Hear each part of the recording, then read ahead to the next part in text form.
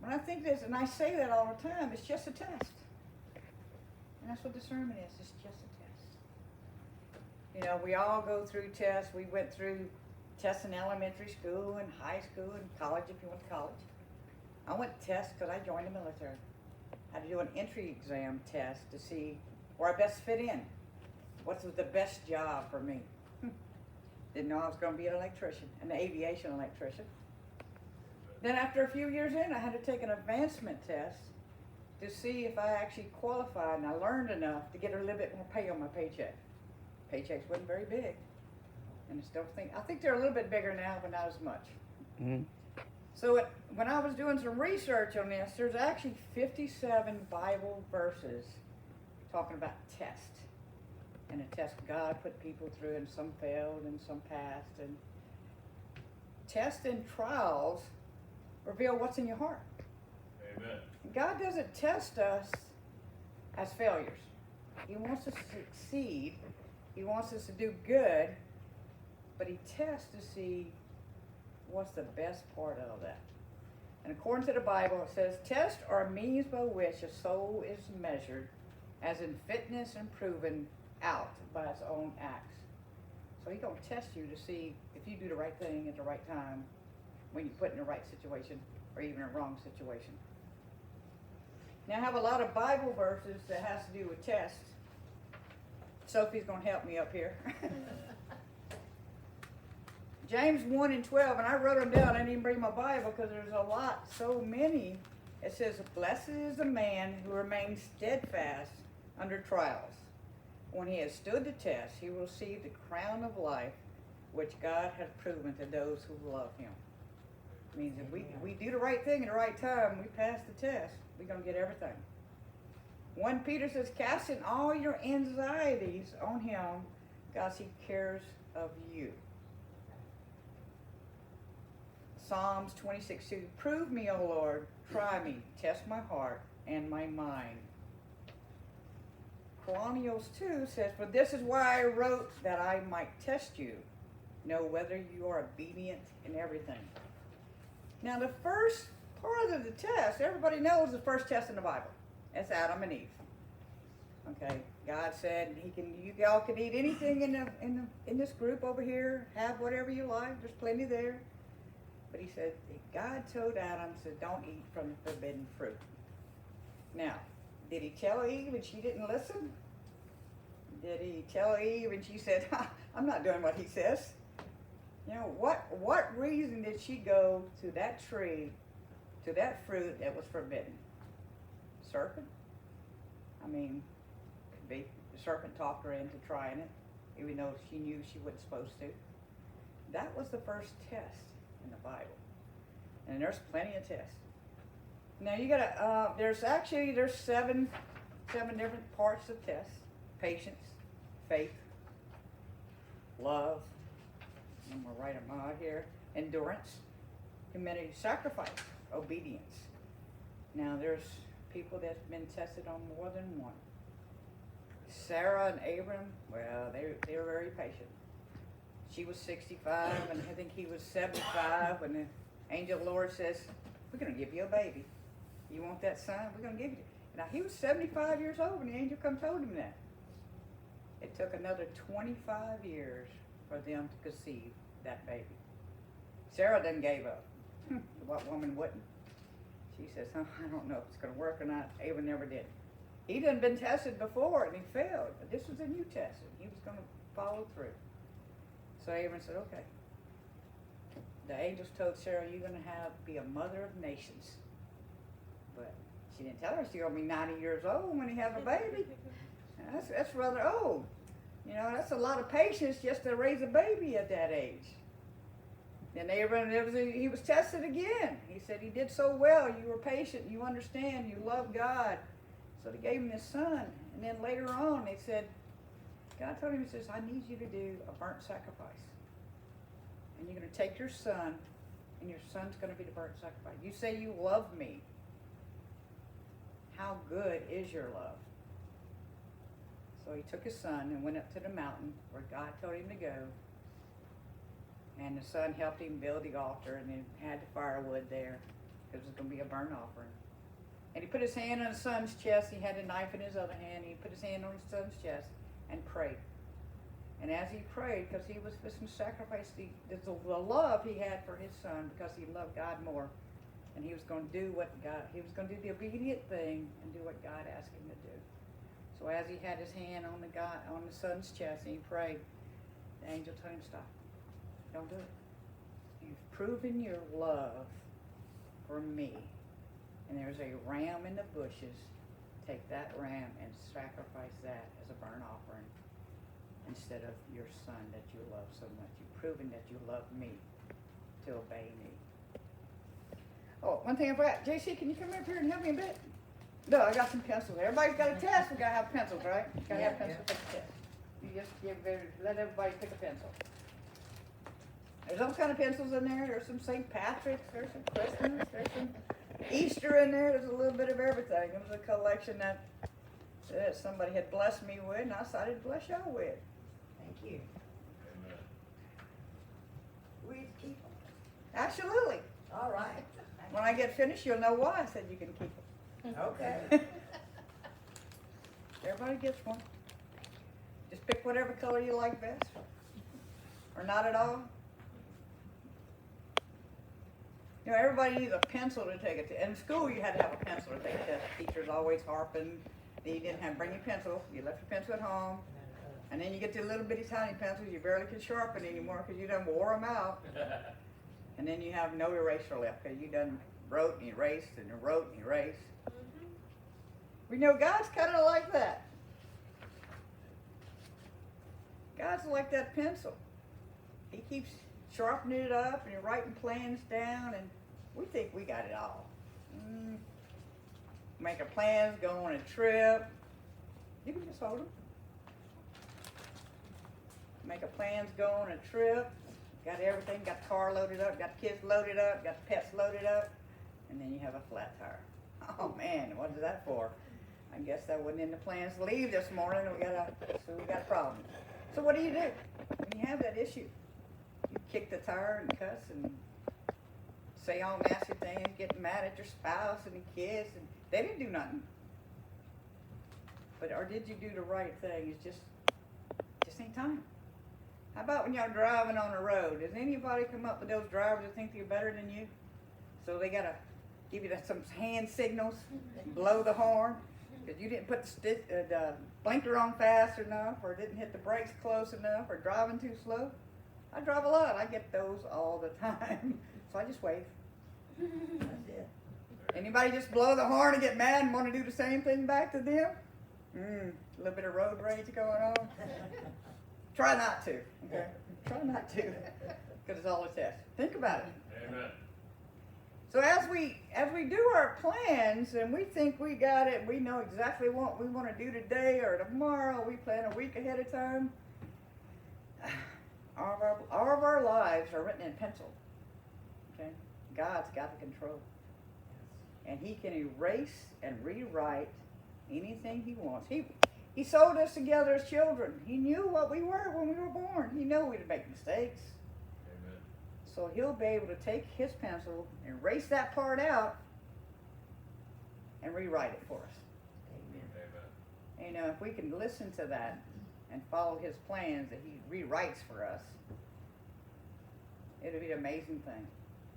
Just like the other day, I was at work Thursday, and I clocked out, and I sat in my truck. There's a reason for me to sit in my truck, and I always just get on the road and get out of there. I'm ready to go home, and I had some tests coming up, and I just sit there, and I'm like, okay. About 10 minutes later, I said, okay, I guess it's time for me to leave. So I got on the road, and I went a totally different way than what I usually do. And then I got a phone call from my daughter, said my grandson was in a car wreck. Said he's okay, but he's in a car wreck. I said, where's he at? He said, he's on Jubit. I said, well, that's the way I'm going. For some reason, that's the way I'm going. Now, did good Lord lead me into that direction, maybe sit and wait, and then lead me in the direction I needed to be at the time? Because he already knew that was going to happen. That's right. So I got there and checked on my grandson. He's a bit shaken, but he's okay. His truck's totaled. Oh, The young lady that he kind of jumped the gun on. She's okay. So we were very blessed about that, and we waited a while and got the cops. And his biggest concern was, I need to get to work. And it's okay, babe. Everything's okay. So after everything got towed and we got everything calmed down, and police reports and everything, the cop was very nice. He decided it's okay not to go to work. I said, you call your boss? He said, yeah. Yes, ma'am. I said, it's okay not to call your boss, not to go to work if your boss said it's okay. Because it's just a test. It's all just a test. Did I know that was going to happen? No. I didn't know that the 10 minutes I waited in the parking lot before I drove off, or the way I went, was a reason for that. But I soon found out. So if we all just kind of take a minute and listen to see what's going on in our that little, kind of like you got a devil on one side, Jesus on the other side, and they kind of argue a little bit every now and then. I want you to do the devil's over here and say, hey, oh yeah, just do that. Don't worry about it. God said, oh, it ain't you. Don't do it. I'm gonna be mad. You're a Christian, you don't do that. Don't make God get the eraser out. It reminds me of, my sister-in-law passed. We were just talking about that. And Gail and Kathy had plans. They loved traveling. They loved camping, and they had a big trip. They were planning on going to Alaska. So then 3 years ago, when Kathy was in an accident, she became bedridden. All those plans changed. You would think, but they did not. They had bought camping equipment. They had everything planned out. And even though Kathy was in a bed and she was bedridden, and she had to be hoisted up and everything else, the plans never changed. Her plans never changed. She's still planning on going to Alaska. Well, they got another house. They got the hoist and everything. They got the bed she needed. And they got the van to transport. Oh, the plans was there. They were ready to go. And they finally got that electric wheelchair that she was needing. That was the last piece of that puzzle. So they can load everything up and they could travel. And she could be comfortable and not hurt each other whenever they try to get her out of the wheelchair or whatever. God had different plans. He decided to call her home early. Earlier than we wanted her to, but now she's out there running around and probably rejoicing that she can run around. And we're down here just kind of thinking about what a wonderful person she was, even when she was alive, and I could see her fishing and running around. She's back doing the same things. So that's their plans. Gail's still planning to go to Alaska. And Cassie's ashes are going with her. So that plan is still there if it's in God's will. It's all in God's will. You got to think about how about Noah? Did he do anything? Don't remember anything about, know the story about Noah? JC, you know the story about Noah? What's the story about Noah? What did Noah do? Uh-huh. Do you remember what Noah did? He built a big boat. Yes, he did. He was 50 years old, and God says, 500 years old, according to the Bible, whenever a guy said, I want you to build a boat. I want you to build a big boat. Matter of fact, the boats are probably 3 football field long. And it's going to take him 140 years to build this boat. Obedience, patience, understanding. Now, the reason he wanted God to take him 140 years is because he's trying to convince everybody else that they're sinners and they need to come onto his board, onto his boat, and accept Jesus and take a ride with him, because God's going to flood the land and there's not going to be nothing left. 140 years of people talking to him and laughing at him and making fun of him and his family, because he's obeying and doing what God wanted. He's passing the test that God put before him. He's obeying and doing what God told him to do. It had to be tough. It's tough 1 hour when somebody says something about your family. Can you imagine 140 years of listening to it every day and still moving forward, doing what God wanted you to do? Amen. I can't imagine that. I get mad when somebody talks bad about my grandchildren. And that's just talking bad. It's not throwing things or cussing or, telling him what a crazy, but he never gave up. And then even before, the day before he closed the doors of the ark, he went back and he talked to the people again. Said, look, everything's going to be flooded out. Come with me, accept Jesus Christ. Get on the boat. Get on the boat. And let's save your lives. And he said, it ain't going to flood. It ain't going to flood. We got plenty. You're on the mountain. You're in the desert. It ain't going to flood. So he closed the boat. And y'all know the rest of that story. And who was saved? Him and his family. Because of the obedience that he did and endured. And it's definitely an endurance for what you have to do for God. And how about sacrifice? How about Job? No, Job had a rough life. He had everything actually to begin with. He had animals. He had a big family. He had absolutely everything he can imagine. Until the good Lord and the devil decided to have a little talk. And the devil told God, he said, look, I can get him to cuss you. I can get him to put down on you. I can get him to not praise your name anymore. And God said, go ahead and do it. Try it. So he did. Took his animals away. Took all of his children away. Almost took his life. That's one thing God told him not to do. Don't take his life. Do anything else you want. And he still praised God. Amen. He still praised the man who made him. Amen. Amen. And what happened? He got everything back. Yes. Everything came back. Not the same children, but he didn't want no ghosts, but everything came back to where he was before. Because God had that pencil and an eraser. He kind of erased a little bit and I wrote a little bit more in there. Amen. Okay? How about Daniel or Jonah? JC, you know Jonah? Got swallowed up by a big old fish. Jonah refused to do what God wanted him to. He said, nah, I ain't going there, I ain't doing that. So he ran the other way. He got in a boat and went the other way. He said, I'm not doing it. God said, nah, you will do it. So a big fish came by and he swallowed him. He swam around in his belly a few days. And when he spit him back out, he put him right where he needed to be, right where God wanted him to be. That ain't a test, I don't know what is.